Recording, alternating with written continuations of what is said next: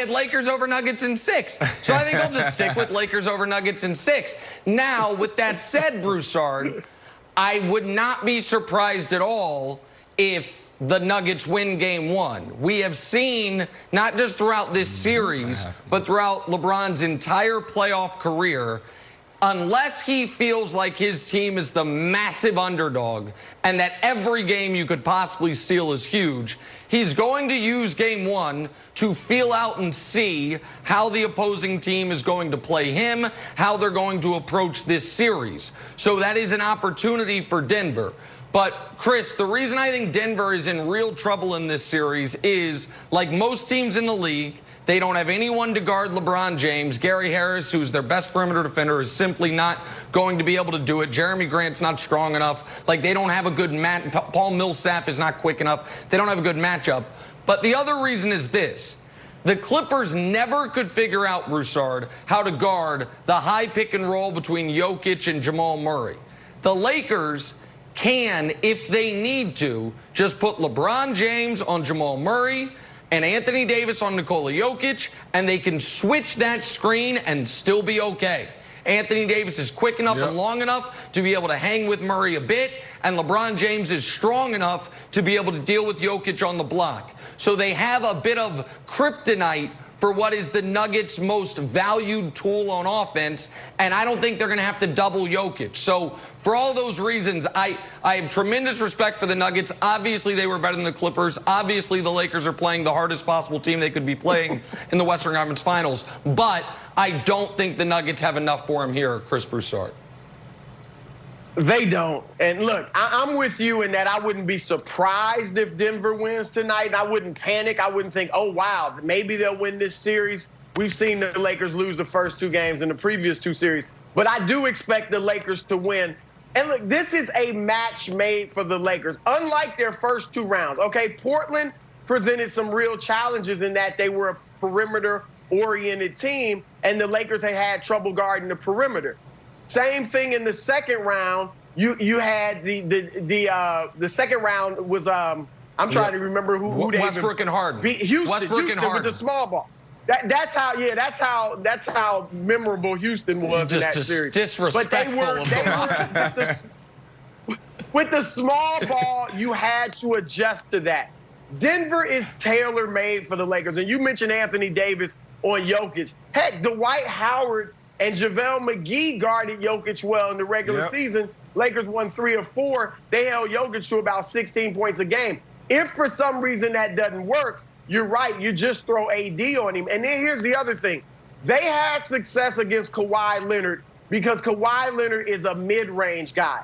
So they would funnel him into traffic in the mid-range, and Kawhi's going to pull up in the mid-range and shoot the jumpers, but they could collapse on him and give him trouble there. LeBron's not going to stop in the mid-range. LeBron is going to go all the way to the rim, and Denver has no rim protection. As great as Jokic is, he's not a rim protector. Correct. So they've got real problems in this matchup with the Lakers.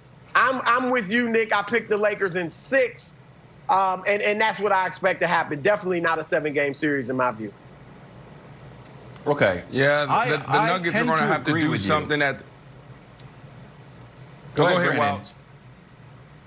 No, I mean, that all makes sense. That all makes sense on paper. I think we're looking at it like, well, yeah, Nick, that makes sense, and Broussard, that makes sense. But then the Nuggets, if I'm the Nuggets, I'm sitting there like, yeah, we're the Nuggets. Remember we surprised everybody? In the first round, we're like, Jamal Murray, you're cute. You're a budding superstar. And then the next round, like, yeah, we're not losing. We came back twice from 3-1 down. And, Nick, if you don't lose – if the Lakers win game 1, you say you're not going to be nervous. When are you going to be nervous? Because even when you're up 3-1, you still probably have to be nervous because that's when these guys turn into monsters. Like, look at points per game, Joker and Murray, when they're facing elimination. There's the power 2 on the left, the power 2 on the right. I don't know when you start to feel confident, because even when you're about to close out the series, that's when these guys are going to explode. So look, I think the Lakers win, but there's been a lot of newspaper print wasted writing the Nuggets off. Well, I don't know if it was wasted because they're going to have to do something they've never done before. You know, last night when I was really looking at this, I'm like, okay, well, how did the Nuggets get here? And it's really easy. It's two guys, Jokic and Murray. And when you look at the regular season, Chris, you talked about it already, right? The Lakers won 3 of 4. And Jokic, you know, they dominated Jokic. They were able to defend him. The Lakers did a phenomenal job last series against Portland, who has a really good big as well. So when you look at Jokic, he's going to have to do something he's never done this season against the Lakers. And then when you look at Murray, Murray was a guy that was just average. And I say it again, you know, I don't know if it's a flash-in-the-pan type talent or a flash-in-the-pan superstar, but his 4 biggest games came in the bubble, in the playoffs. So when you look at that, it makes you wonder who else is going to step up. Maybe it's Michael Porter Jr. You know, he came out and said, you know, we got to get other guys involved. Well, if they want to have a chance, then they have to get other guys involved. And this might be his opportunity to show who he is and back up his words. Gary Harris, Millsap, all those guys have to play big. And they can't just wait until Game 5, Game 6 when their back's against the wall and Delta has their private jet on the tarmac. Like, you have to do it Game 1, Game 2. So I'm excited to watch this series, but at the end of the day, this is the Lakers series to lose, as we all know. All right. And the next time LeBron James blows a 3-1 lead will be the first time. Hell, the next time LeBron James blows a 3-2 lead will be the first time in over a decade. That is simply not Denver's idea of coming back on this team. That's not going to happen when you have the greatest player ever on the other side of the court. And the regular season numbers are worse for Denver than folks even acknowledge, because they lost 3 out of 4, but the one they won, LeBron didn't. They played the Lakers 3 times when LeBron played, and they were 0 for 3. And lastly, what the Lakers will do that is beyond me, Jenna, why the Clippers refuse to, they will, instead of settling for the mid-range, go to the rim to get Jokic in foul trouble.